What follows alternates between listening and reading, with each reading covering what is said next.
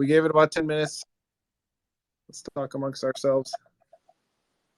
Kylar, I am recording this, so I did tell Jason if you know all those horrible, hateful things you wanted to say, they are going to be corrected. Just, All right, I'll try to keep that down. I'll try to not get too far into that. I can appreciate that. Yeah, but I just wanted to chat tonight. Again, I'm recording this, utilize it for some other purpose, to talk about the anthology process. For anybody listening who doesn't know, my name is John Westhoff. I'm the publisher, writer for Part-Time Comics. And I was trying to count it up, and now I feel old. This is my third anthology, the Up and Let's Go, a comics tribute to the comics of Springfield anthology. That doesn't include, I don't include, stories of my own that I put together. That's not really an anthology to me. An anthology is like the purpose of, short form stories in a longer book. So actually my second project ever was anthology. Yeah. Podcast group. And that was the Low Concept Anthology. We did a 140-page anthology with about 25 creators.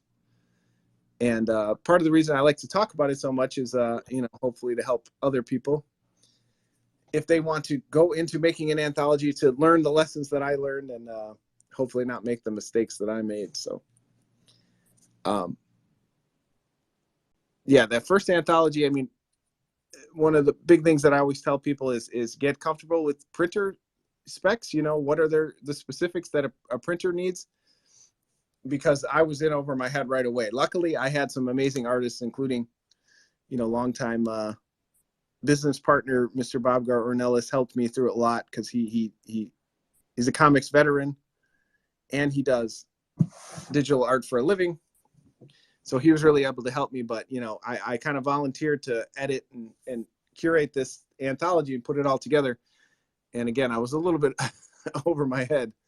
I feel like the product came out pretty good. And thankfully, anytime you're working with the comics community, you're always going to find the helpful people are always going to step up and help you. But, I think it's good to know that stuff up front, because if you're not setting your co-creators up to succeed, then you're going to get files that are in the wrong format, printed, in poor quality. There can be all kinds of problems that you have. So you just want to familiarize yourself with all that stuff. That's always my number one suggestion. If you're not familiar, people talking about, TIFFs versus JPEGs and why you print one over the other, and DPI at 300 versus 600. If you're not familiar with, the lingo, you got to get yourself familiar. For sure. Like the first one I did, I just did it on it was kind of the same thing. Like I just did it completely on a whim. I was just like, it was right in the middle of COVID, like first March of 2020. And so I decided I was going to do a COVID themed anthology. And so we donated the proceeds, but I mean, it was all digital, but I just jumped into it and I knew absolutely nothing. I didn't know, I don't know, people kept bombarding me with questions, people who were involved that, volunteered. They were like, what file format do you want? What are the page dimensions? And kept asking me all these questions I had no idea how to answer. And now I've gotten better to where the submission pages for some of the anthologies I'm putting together now, everything's detailed out. It has your files need to be 300 DPI as a TIFF. Needs to be in English, needs to be with these measurements. It has all the details. But before, I jumped into it knowing absolutely nothing. So I definitely learned a lot on the job as well, I guess you could say. Yeah, I don't know. Sometimes that might help those lessons stick, right? You go through the struggles, the war of putting one together, and maybe that's how some of us need to learn. But, again, hopefully some people can avoid some of those trials and tribulations. As John knows, I still don't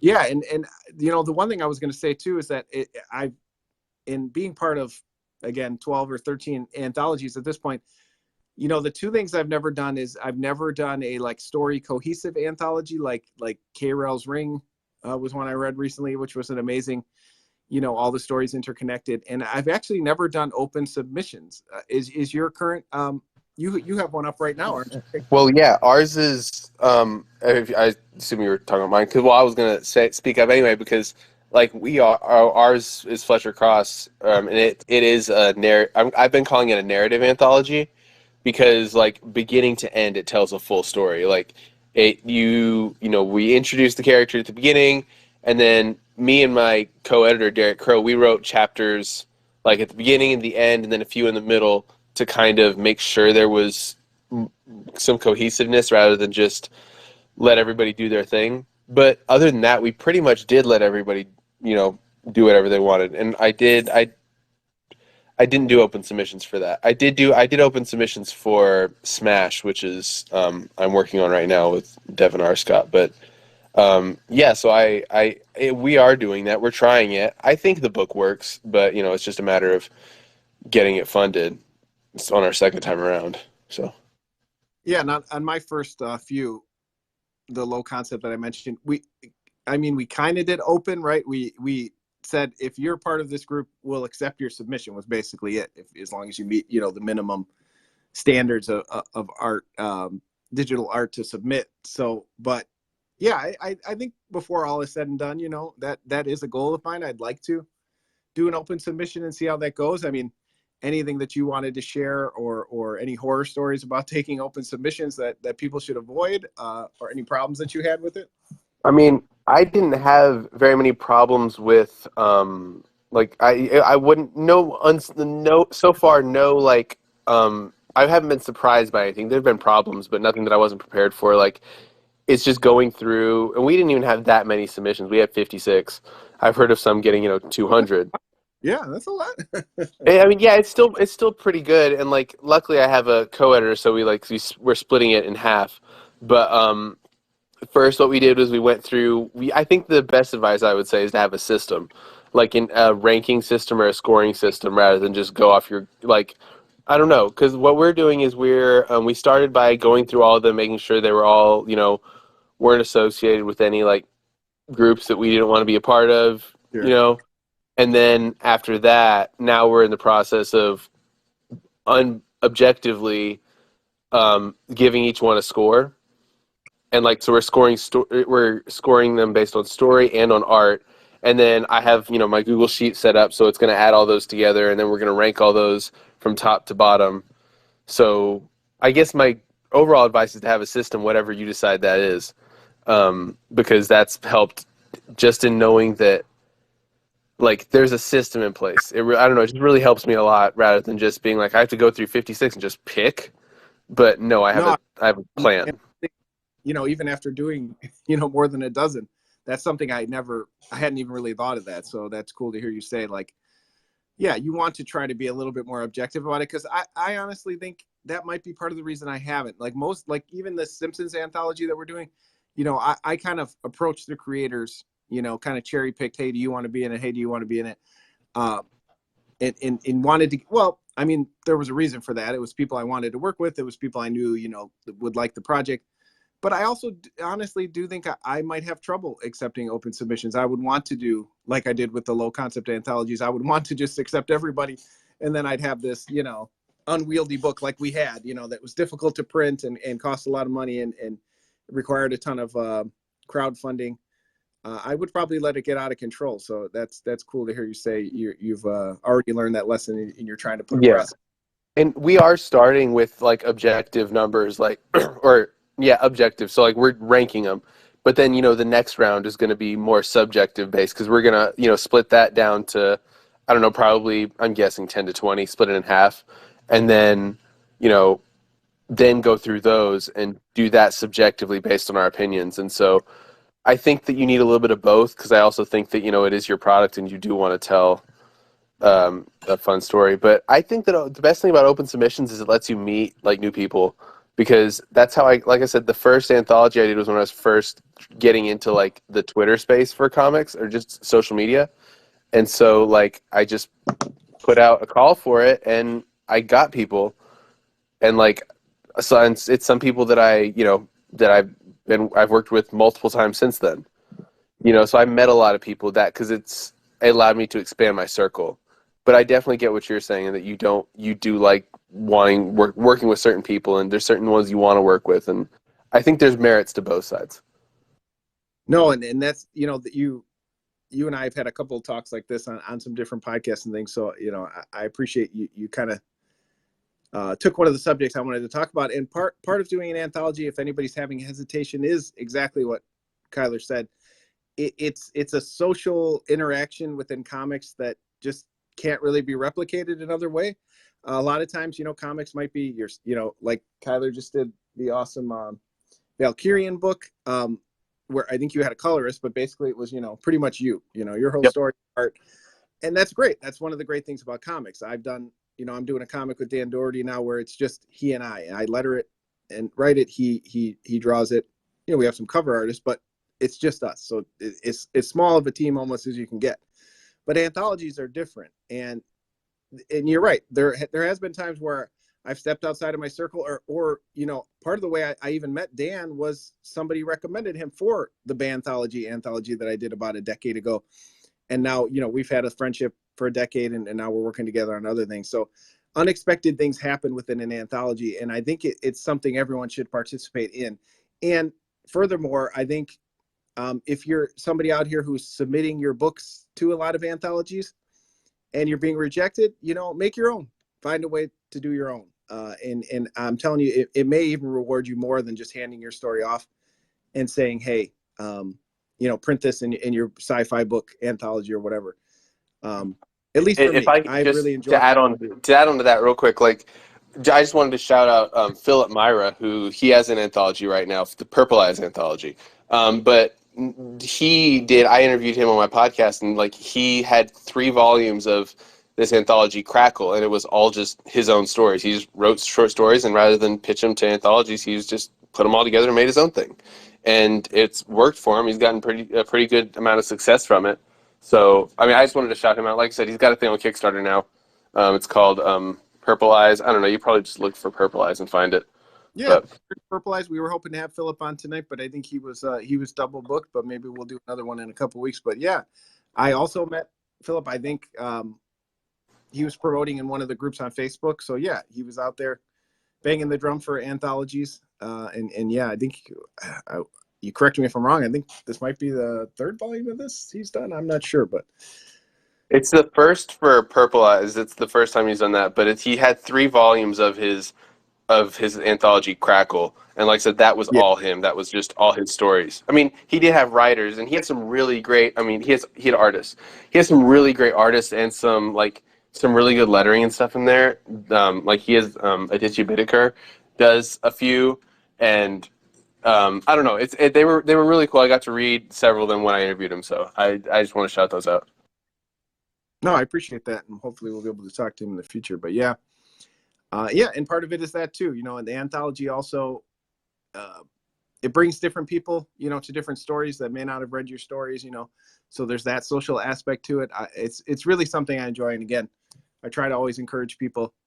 Just do one. You know what? Even if it's just 2 or 3 people, you know, 24 pages, whatever, you know, throw it together, see what happens. But again, you know, for some people who join in late, if you are going to volunteer to edit an anthology, and edit, I use loosely. Again, there's been times where I've just accepted stories, you know, as long as they met the minimum print specifications. But you can even get down to the nitty gritty that Kylar talked about. You know, I want specific stories in this genre, or you know, to go along with these characters. But you'll be very rewarded by going through the process. But make sure you do know the minimums. You know what you need from your teams, so that there's not frustration. You know, on either end, or try to minimize it as much as you can. I mean, there's been times, even in the current one, not to put anybody on blast, but I was very specific about what I needed, and some people didn't get there, and now we're having to figure out, you know, how to salvage the art, or make it, you know, look as professional as possible. But you know, sometimes I do think that we over emphasize that in comics too. Sometimes you just got to put it out raw and wriggling, so to speak, and just put it out there and let people judge it for what it is. But Yeah. So again, the specifications, you want to have some familiarity with that. You want to know Photoshop or Illustrator at least a little bit, because there will be, again, somebody's page will come in too big or too small or something like that. You'll need to put some, lettering or things like that. So you want to have some comfortability there. But like Kylar said, he and I took on our first one. We were a little over our head, and that, might even be how we learn some of these things, for the future. So, Well, I and just the other, want another quick thing just on the topic of problems that come up with stuff like that is just getting people to communicate. Because I've had issues where, you know, they might have sent me the a process picture through, Twitter DMs, and then I can't get in touch with them after that. And I'm like, and so I try to use a screenshot from a Twitter thing, and it's not good quality. And so just communication has been a really big thing for me, just getting people to respond. And so that's why, whenever I do stuff, I try to be super prompt with my responses, because I've been on the other end of that and it sucks. Yep. And that is one thing, part of the reason you sometimes lean towards people you've already worked with, or, have a good history. Because, that does minimize the frustration for yourself. But, I try to, I'm not paying, huge page rates for these things. Most of the time it's a small page rate, copies of the book, things like that. So, I try not to be too militant about it. But yeah, you do want to be open with communication and be clear with your co-contributors. If you need a certain type of communication, right? If you're needing them to communicate by email, oh boy, that happens all the time. Some people really just prefer Twitter DMs. Then some people are in your Facebook Messenger. And then, so you have to be prepared for that. Especially, again, this is not a book with one or two, collaborators. Again, I've done ones with 25 or more. And that can be frustrating. Sometimes you just have to be very clear. If you do not send this to me by email, I will not put it into the book. Or, or you might miss the deadline or something like that, and then the book's going to be delayed. And the other thing I was going to talk about too in regards to that is deadlines. You have to be pretty clear. It's indie comics, right? We have some flexibility, but we do want to move projects forward, right? We don't just want them to sit in limbo forever. So there is going to be a time where somebody doesn't meet that deadline, and you have to decide, is that a soft deadline or is it a hard deadline? And there's going to be times where, feelings might be hurt because you have to move forward and figure out, maybe they're in the second volume. Maybe you do a digital only version with them because you already sent the book to print. That's happened before too. So, it can be difficult. And you have to be prepared for those kind of things when you're taking over that mantle of editor. Well, we thank everybody for joining in. We were talking for a little bit before the tweets kind of went out there. So we'll hopefully, if anybody has any questions or anything like that, raise your hand. We can let you jump in if there's something we didn't cover. But we are talking about, as the title states, and the anthology process. Again, I'm John from Part-Time Comics. If you didn't catch it at the beginning, I've put together about 13 anthologies. My current one right now, I actually have 2 books, which are both anthology-ish. One's more of a zine, but I've got the mini comics double feature on Kickstarter right now. We've got a comics tribute to the comics of Springfield, which is my anthology that's up now with 16 amazing co-creators putting together these stories that we've created off background images and things from the Android's Dungeon on The Simpsons. And then we've got On the Stack 2, which is our anthology zine art and comics tribute to Magic the Gathering. So we like lawsuits over here at Part-Time Comics, so bring them on. We're going to do all the projects that bring that kind of heat. But Kylar, you have one coming out soon. Maybe you want to repitch that, as we've had some people join here late. Yeah, it's from Foreign Press Comics. It's called Fletcher Cross. We tried it. This is actually our second attempt at a Kickstarter. We tried it last year. Did not go according to plan, and so it's about it's a narrative anthology. It tells a story from first chapters through the last chapter, and the idea was that it was kind of inspired by Golden Age comics, old school ones where I'm thinking Flash #1, really old, where you see the character for 7 pages, and that was kind of the original pitch, is we were going to make it seem like it was all taken from an old comic, but that went by the wayside. Now it's just the story of this guy. He gets launched into the multiverse with his machine called the Dimensionalizer, and is forced to find his way home before his pride gets in the way. And like I said, it's our second attempt. We haven't launched yet. We're still available for pre-launch, which is we're really trying to push because for every 20 followers we get before on our pre-launch page, we're going to add another free digital book to the campaign. So far, we have Fairy Fair by Nick Bryan and um, Rick Flash and the Adventure Knots by Mark Pate. And I hope I pronounced his name right. But yeah, we're just I just want to get as many people to that page as possible because for one thing, we're adding books to the project, and also like it costs nothing. It's easy to do. I'm not asking for any like you to back a whole lot or anything right now. We're just to the point where I just want people to follow it, and get the word out because I feel that's kind of the lesson I've learned from my other two campaigns that didn't go as well as getting the word out is like 98% of the battle. And so that's what I'm really trying to do. And that's why I mean I hope we get something out of this, but if not, it's whatever. I'm just glad to talk about it. No, I definitely appreciate that. And I know, again, we've had a couple talks about different projects. So you're somebody I like to talk to about this. You always speak openly about, the comics creation process, and I enjoy talking to you. I appreciate that. I was actually gonna the other day. I was gonna message you because I was gonna talk to you about something, but we'll do that later. But it's just ironic. But yeah, no. So I appreciate that. I don't see any point of sugarcoating anything or lying about anything. Yeah, but again, like as I was saying, I always suggest people do an anthology, see how it goes, beginning to end, get it out there, print it, digital, whatever it is. Like most of us probably in this space know, I see some names, Ian and Mario, people who've been creating comics for a while. Anthologies can be a tough sell. That might sound cliche. People might feel like that's not, statistically supported, but as somebody who's done many of them, I can tell you, it can be difficult. But again, there's a lot of benefits to it as well, especially if you bring in different creators. Then you have a whole team of energy behind it that might not be there with a smaller creative team. So that I always feel like that's great. But again, you're talking about most of the time, 6 to 12 page stories, varying in length, depending on what your anthology is. Again, if you have a real tight theme, like we have with this current, Simpsons anthology, that can help you. I did 3 volumes of the Banthology anthology, which was really successful for us.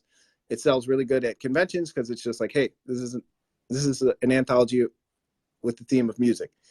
That's an easy sell. So, but it's not all about sales, right? It's not all just about that. But if that is something to keep in mind going in, right?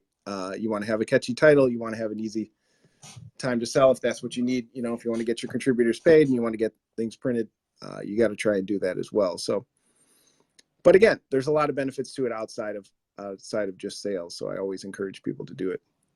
As far as your current project, I'm happy to throw in. I mean, my favorite project, or one of my favorite projects that I've ever worked on, was the Banthology anthology, and I'm happy, to throw a volume in for that. If you need some more digital books for your campaign. No, I appreciate that. I think like I'm good at this point because I have several people who reached out to me that I'm like ready to I'm ready to put in there. I just need the followers to follow so I can start adding more books to the campaign, announcing those. Sure. Yeah, let me know. Anybody, click on Kylar's name, follow him. I think it's his pinned post in his profile. So please give it a Actually, follow. I'm gonna change that now because I think it's the pin post for Foreign Press. I don't think it's the pin post for me. So that's probably I just need to do that in general. So it's a good idea. Oh yeah, no, I don't have it on there.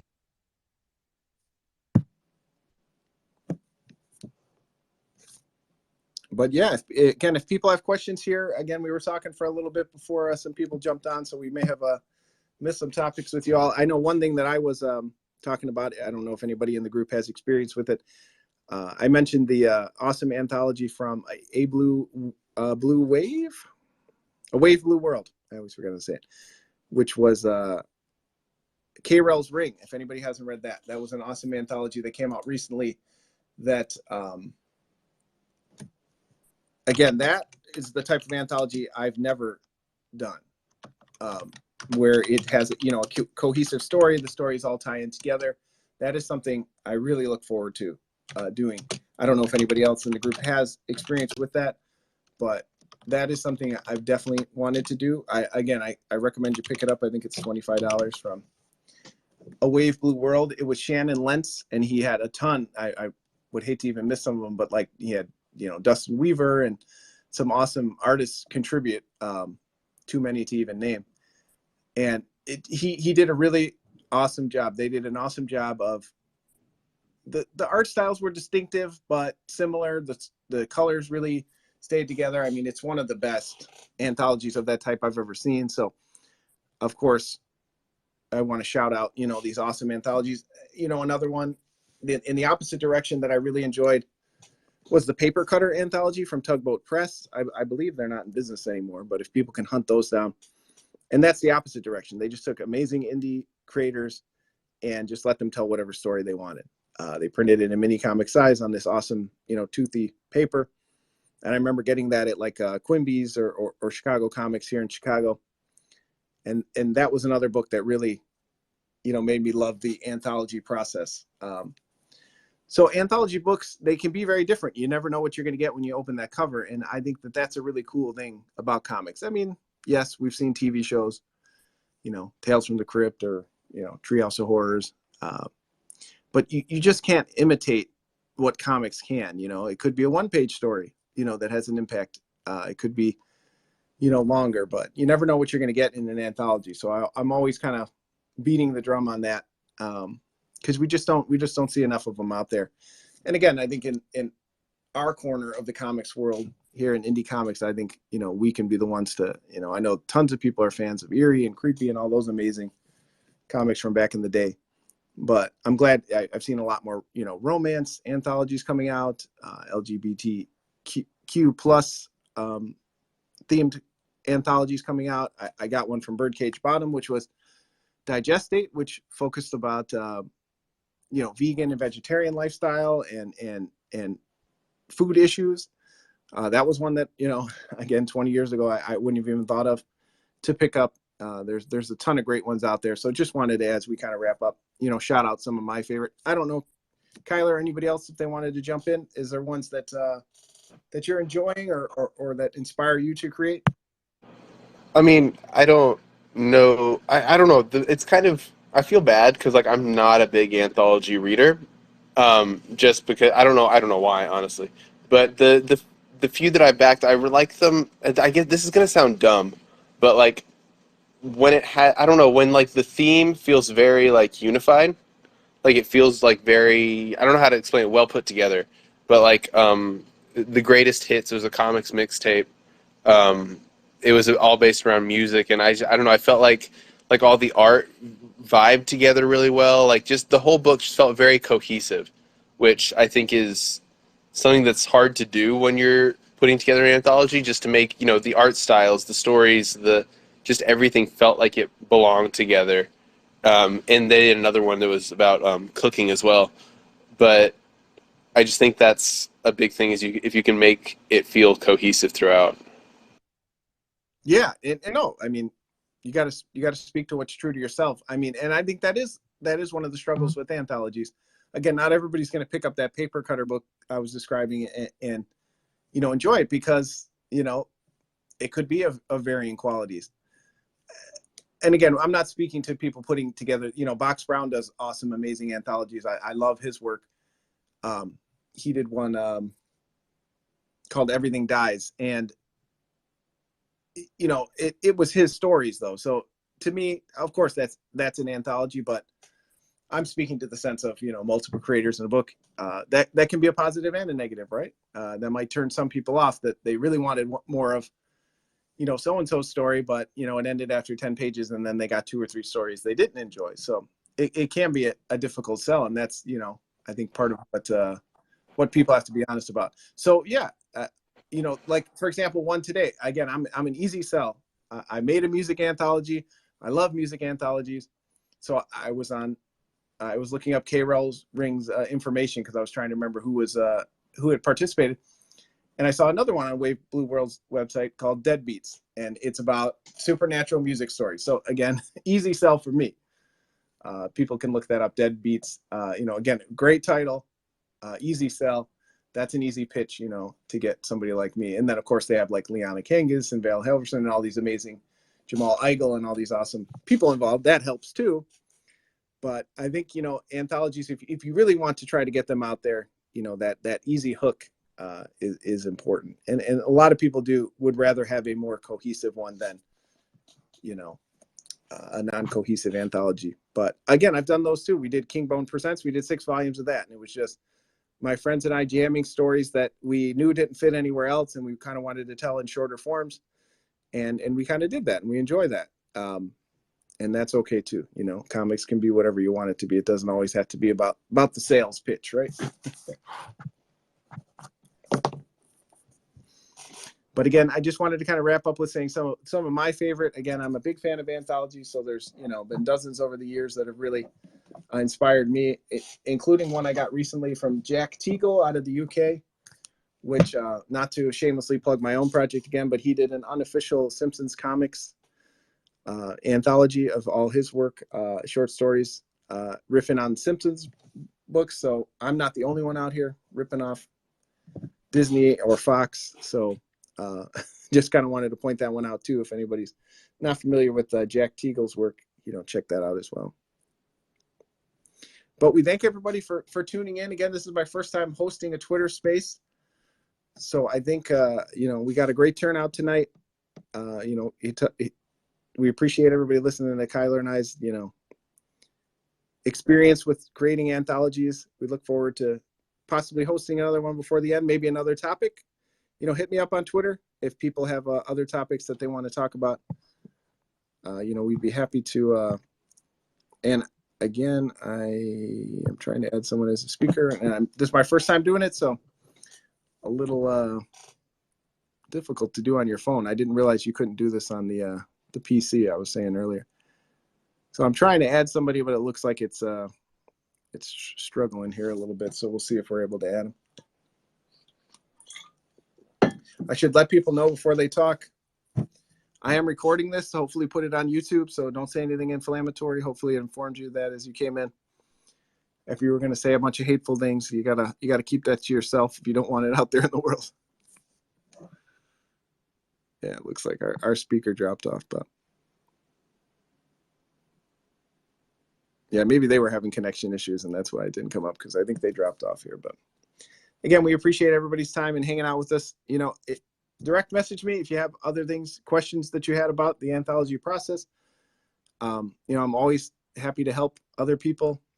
Again, I feel like an old man sometimes when I say I've been doing this for 12 years, but hopefully I've still got another 10 or 12 years left of doing this, and, you know, can talk again in a decade, and hopefully by then I'll have created 25, 30 anthologies at that point.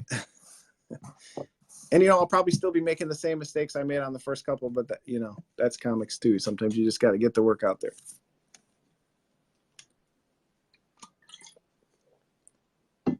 Kylar, I appreciate you being my unofficial co-host. We'll see if maybe we can get Phil on here the next couple weeks before the project. Yeah, no problem. I appreciate it. I just like I said, I just like to take a chance to talk, and I think anybody who's listened to my podcast knows that I like to talk. Also, yeah, plug that Comics Unscripted. Go listen. But yeah, I like to talk, so you know I'm always down. Appreciate it, sir. Oh, and then do we have the aforementioned? Look at that. He jumped in at the end. Don't worry, Philip. We already I plugged your stuff. I got you. Oh, no, mind. He's here. Got you covered, so yeah. No worries. We knew you were double booked, but yeah, anything, we're kind of wrapping up. Anything you wanted to say in closing, or you know, maybe you can better pitch your book than we can. Oh, yeah, sure. I know Mario was in here earlier, but yeah, so Mario is one of the 33 creators that are in our current anthology. It's called Purple Eyes. The premise is that 73 minutes before you die, your eyes turn a vibrant purple, and there's no choices, no medical procedure, nothing to alleviate it. It's 100% accurate. It affects everyone all across the world. And with that kind of story pitch idea, that story prompt, we have a wide variety of like sports stories, revenge stories, a few lust and love stories, a medical drama. We have a wide variety of just different types of genres. And something that's unique about this anthology, which I have not seen yet, is that we're trying to link all these stories together to have like reoccurring characters or familial ties between different characters, and try to make it feel like a full lived in experience and world. So by the time you get done with the end of the book, you might go back a couple weeks later and flip through the book and kind of see some of the threads that that all the creative teams have tied together, or little Easter eggs, you know, that we scattered about. So, we're real excited. It's like I said, it's called Purple Eyes.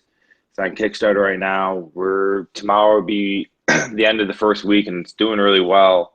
But yeah, you just, I mean, I can take up another hour just chatting about it, because I've been doing podcasts pretty much every day for the last week and a half, and I got to do, I think, about close to 20 more podcasts done, and all I do is I just talk so much about this project. I'm just utterly passionate about it. Yeah, no, I was trying to tell Kylar, I couldn't remember. We met in one of the groups on Facebook, and yeah, he had pointed out it was probably a different anthology then, but I know you've done quite a few. We may have to circle back. When does your campaign end? You've got about 4 weeks left, right? Yeah, I got some juice in the tank. I think it's at 29 days left, so it's going to be June 15th. And I was kind of like looking at my schedule. I forget how like I ended up figuring out that the day the day this Kickstarter ends would be exactly 1 year since my very first Kickstarter. So I would have three full Kickstarters done in one year, basically. Um, and the last two have been fulfilled pretty quickly. Everyone got their book, like about a month after the campaign ended. So yeah, so I'm really good with making sure the fulfillment's good. This one's going to take a little bit longer because there's just that much more creative teams, and I want to give people enough breathing room and not have the tight schedules, so people can put their focus on it, but also have that flexibility in their own personal schedules to take on larger projects in between. So, we're there's enough. I mean, I'm not sure if this was discussed as far as anthologies go, but to give enough buffer zone between the various stages. So, give what you think is a reasonable amount of time between sending the initial payment to all the creative teams and them starting on the ideas, but then also giving about a week or two buffer more than you think that is for the final pencils, and then also give a week or two buffer between what you think you would need for printing, and like that back and forth with the printer, be going back and forth with settings and pages, because there might be a page, there might be a story with not the incorrect, they didn't use the template that you sent them, the printer's template. But then, just going back and forth with the physical, not, what is it called? The physical, I can't remember what the name is. Proof? Yeah, the proof. That's what it is. So, I mean, especially, with anything, the more pages you got, the more chance of something going awry. So either you yourself swapped the page numbers, and so they printed off in the wrong order, or a big one that most of us have the issue with is the color is different than what you see on the screen, and things usually are printed darker. So, and that, like I said, could be for a variety of reasons. File formats aren't in the CMYK for whatever reason, but it just naturally can happen depending on whatever your screen calibration is. So, Sure. So that always that 2 week buffer, and then, with any big project, it doesn't have to be an anthology, but it's best to, it, it'll look better if you kind of project further on for when you expect people to actually get it in their mailbox, and if it arrives 2 to 3 weeks earlier than that, then hooray, and everyone's that looks good on you, but Yeah, you should have that buffer. Yeah, I think that's a comic standard, could be at least, right? Over promise, under promise, over deliver, right? Set yourself realistic. But also, yeah, I mean, like you mentioned, we did talk about it earlier, but I'm glad that you kind of echoed it even without hearing us. You got to be reasonable, right? You have to give people some sort of deadline because these projects got to move forward. But if you're not giving them ample time and you're not prompting them, and that is part of your work as the editor, is to say, hey, reminder, deadline's coming up. Be respectful of other people's time and energy. You don't know what other people are going through, and be prepared for that. There is going to be times where somebody doesn't make it, and you have to be able to adjust, which is part of the reason I wanted to have you on, and maybe we will circle back in a couple weeks before you end, because again, I think you're doing the type of anthology I want to do, but don't know if I have the editorial follow through to do. That it sounds so cool to have just a cohesive story that all ties together. It just sounds really cool. So I hope people follow. He's got a nice long campaign, but doesn't hurt to jump in early, follow the campaign back. He's got a really cool idea there, and again, just a great example of another way you can do an anthology. Or if I, real quick, can I ask a question, actually? Of course. I have a question for both of y'all. What do you guys use to, like, communicate? Have you found to be the most effective tool, like, if you want to communicate with everybody at once?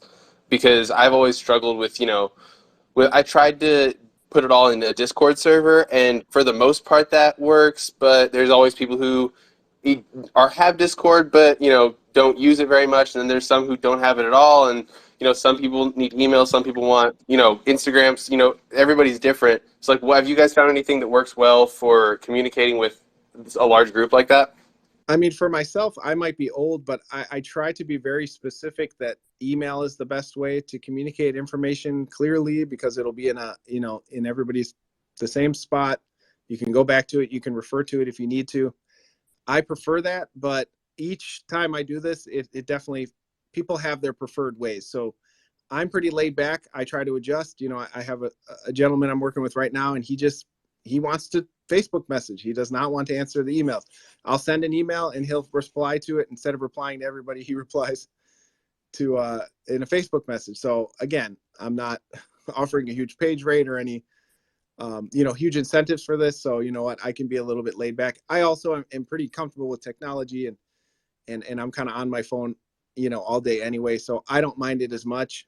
If it was projects like Phillip's where I really needed it to be clear and there was other people involved, I might be a little bit more stringent and redirect them back to email. But I think when you're having larger projects, I think an email chain is best for me. Again, I don't know how Phillip is managing 33 something creators. Maybe he has a different way. But to say the perfect way, Kylar, I haven't found it, because everybody is just different. And with all the ways you can communicate now, again, I'll send someone an email and they'll text me, and it's like, I know that you have that text, but just email, and then I can refer back to it if I need to. Yeah, for me, email is obviously the best way for the same reasons you listed, was the visual history of the conversations. Some things that I do to make it easier on all creative teams is, in the subject, I always call it, like, I'll call it Purple Eyes with capital letters, hyphen, and then whatever the task is. So when someone's going through, the individual creators going through their emails, they see it, they're like, oh, that's Phil.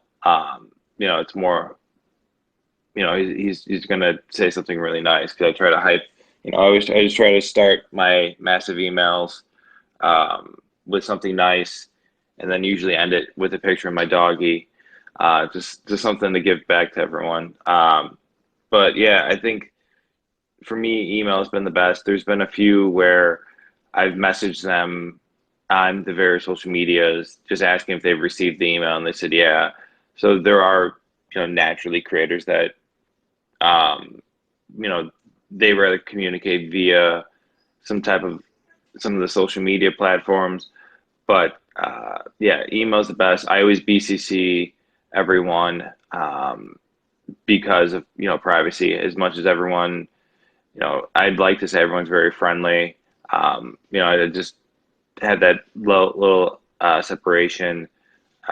For me, like I said, with how this anthology is being built and all the spinning wheels, for us, we do Zoom meetings about once every week, once every other week now, and that's, it's whoever wants to hop in. It's non-mandatory, but that's also a good way for us to build ideas and to bounce back feedback, at least, just structurally about what things that could work for the Kickstarter, when we're in the pre-planning phases, or things that, would be good for the story in general, because a lot of those meetings were built for brainstorming to figure out ways to link stories together and, kind of one up each other with ideas and try to make the anthologies the best it could be. But like I said, it did come up with a lot of cool ideas, for the Kickstarter, and then once that was talked about during those, weekend Zoom meetings, then I'd send it out via an email, and obviously say specifically which of the creators came up with the idea, because this is a team effort, and that's one thing I love about anthologies. It's my fourth anthology, and it's always a team effort. It's always going to be the sum of the parts are going to be better than the individual, and like I kind of said, like everyone wants to one up each other. And once you're in that type of, collaborative, massive and collaborative environment, like the macro collaborative environment of your small team, and the micro of the collaborative environment of the small team, the macro of all the creators coming together. Yeah, it's just good rhythm. But yeah, as far as communication goes, emails usually the most effective.